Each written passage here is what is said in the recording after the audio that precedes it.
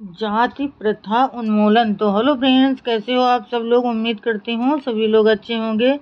तो फ्रेंड्स, यह मान भी लिया जाए कि चतुर्वर्ण व्यवहारिक है, फिर भी मैं ये निश्चयपूर्वक कहूँगा कि यह एक बहुत ही दोषपूर्ण व्यवस्था है कि ब्राह्मणों द्वारा विद्या का संवर्धन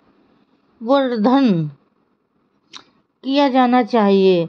क्षत्रिय को अस्त्र शस्त्र धारण करना चाहिए, वैश्य को व्यापार करना चाहिए और शूद्र को सेवा करनी चाहिए। हालांकि यह एक श्रम विभाजन ही था। क्या इस सिद्धांत का उद्देश्य ये था कि शूद्र को धन संपत्ति आदि अर्जित करने की आवश्यकता नहीं है, या ये था कि उसे धन संपत्ति आदि अर्जित करनी ही नहीं चाहिए? यह बहुत ही दिलचस्प प्रश्न है। चातुर्य वर्ण सिद्धांत के समर्थक इसका पहला अर्थ यह निकालते हैं कि शूद्र को धन संपत्ति आदि अर्जित करने का कष्ट क्यों उठाना चाहिए, जबकि तीनों वर्ग उसकी सहायता के लिए मौजूद हैं। शूद्र को शिक्षा प्राप्त करने की परवाह क्यों करनी चाहिए, जबकि एक ब्राह्मण मौजूद है। यदि शूद्र को लिखने पढ़ने की जरूरत होगी तो वो ब्राह्मण के पास जा सकता है। शूद्र को शस्त्र धारण करने का चिंता क्यों करनी चाहिए, जबकि उसकी रक्षा के लिए क्षत्रिय मौजूद है। इस अर्थ में समझे गए चतुर्ण सिद्धांत के अनुसार ये कहा जा सकता है कि शूद्र एक आश्रित व्यक्ति है और तीनों वर्ण उसके संरक्षक। इस व्याख्या के अनुसार यह एक साधारण, समुन्नतकारी और आकर्षण सिद्धांत है। चातुर्य वर्ण को संकल्पना पर जोर देने वाले दृष्टिकोण को सही मान लेने पर मुझे यह वर्ण व्यवस्था न तो स्पष्ट दिखाई देती है और न ही सरल। उस स्थिति में क्या होगा जब ब्राह्मण, वैश्य और क्षत्रिय विद्या प्राप्त करने, व्यापार करने तथा वीर सैनिक बनने के अपने अपने कर्तव्यों को छोड़ दें? इसके विपरीत मान लीजिए कि वे अपने कर्तव्यों का पालन करते हैं किंतु शूद्र के प्रति या एक दूसरे के प्रति अपने कर्तव्यों का उल्लंघन करते हैं, तब शूद्र का क्या होगा? जब तीनों वर्ण उसकी सहायता न करें या तीनों मिलकर उनको दबा रखें, उस स्थिति में शूद्र या वैश्य तथा क्षत्रिय के हितों की रक्षा कौन करेगा? जब उसकी अज्ञानता का लाभ उठाने वाला ब्राह्मण हो शूद्र तथा ऐसे मामले में ब्राह्मण और वैश्य की स्वतंत्रता की रक्षा करने वाला कौन होगा? जब लुटेरा क्षत्रिय हो, एक वर्ण का दूसरे पर निर्भर रहना अनिवार्य है। कभी कभी एक वर्ण को दूसरे वर्ण पर निर्भर रहने दिया जाता है, लेकिन परमावश्यकताओं की स्थिति में एक व्यक्ति को दूसरे पर निर्भर क्यों बनाया जाए? शिक्षा प्रत्येक व्यक्ति को प्राप्त करनी चाहिए। रक्षा के साधन सभी लोगों के पास होने चाहिए। प्रत्येक व्यक्ति के आत्म परीक्षण के लिए ये परम आवश्यकताएं हैं। किसी अशिक्षित और निरस्त्र व्यक्ति को इस बात से क्या सहायता मिल सकती है कि उसका पड़ोसी शिक्षित और सशस्त्र है? अतः ये संपूर्ण सिद्धांत बेतुका है। ये ऐसे प्रश्न हैं जिनसे चतुर्थ वर्ण के समर्थक चिंतित प्रतीत नहीं होते, लेकिन ये अत्यंत महत्वपूर्ण प्रश्न है। यदि चातुर्य वर्ण के समर्थकों की इस संकल्पना को मान लिया जाए कि विभिन्न वर्णों के बीच आश्रित और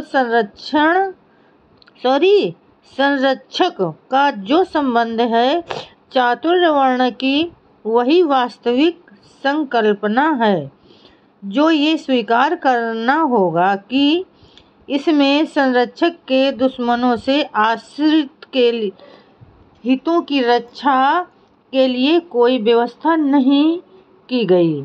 संरक्षक और आश्रित का संबंध भले ही ऐसी वास्तविक संकल्पना हो जिस पर चातुर्वर्ण की व्यवस्था आधारित थी, लेकिन इसमें कोई संदेह नहीं है कि व्यवहार में यह संबंध वस्तुतः मालिक और नौकर का था। ब्राह्मण, क्षत्रिय और वैश्यों के आपसी संबंध भी संतोषजनक नहीं थे, फिर भी वे मिलकर कार्य करने में सफल हुए। ब्राह्मण ने क्षत्रिय की खुशामद की और दोनों ने वैश्य को जीवित रहने दिया ताकि वे उसके सहारे जीवित रह सकें, लेकिन तीनों शूद्र को पद दलित करने के लिए सहमत हो गए। उसे धन संपत्ति अर्जित करने की अनुमति नहीं दी गई, क्योंकि कहीं ऐसा न हो कि वो तीनों वर्णों पर निर्भर ही न रहे। उसे विद्या प्राप्त करने से रोका गया कि कहीं ऐसा न हो कि वो अपने हितों के प्रति सजग हो जाए। उसके लिए शस्त्र धारण करना निषिद्ध था कि कहीं ऐसा न हो कि वो उनकी सत्ता के विरुद्ध विद्रोह करने के लिए साधन प्राप्त कर ले। तीनों वर्ण शूद्रों के प्रति ऐसा ही व्यवहार करते थे। इसका प्रमाण मनु के कानून में मिलता है।